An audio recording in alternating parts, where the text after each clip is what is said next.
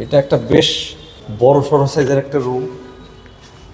এখানে একটা ক্যাবিনেট করছি আমরা ঢুকেই। ঠিক এখানে একটা লাগেজ স্পেস, আর এখানে একটা ওয়াশরুম করা হয়েছে।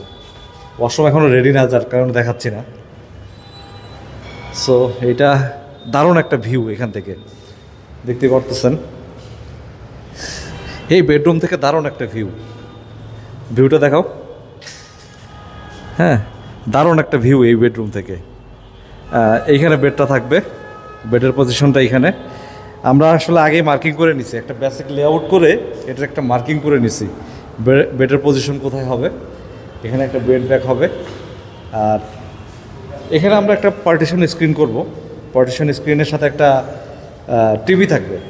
টিভিটা এই পাশে যদি আমরা সোফা সেট করি, রাসেল আমরা তো সোফাটা এইভাবে সেট করবো, তাই না? এল শেপে সোফাটা সেট হবে। এই স্ক্রিনে যদি আমরা টিভিটা রাখি, এই পাশ থেকেও দেখতে পারবে, আর টিভিটা মুভেবল থাকবে, চাইলে বেড থেকেও দেখতে পারবে।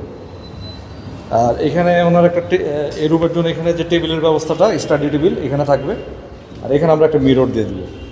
এই তো আলহামদুলিল্লাহ মোটামুটি আমাদের কাজ বেশ ভালোভাবে এগোচ্ছে।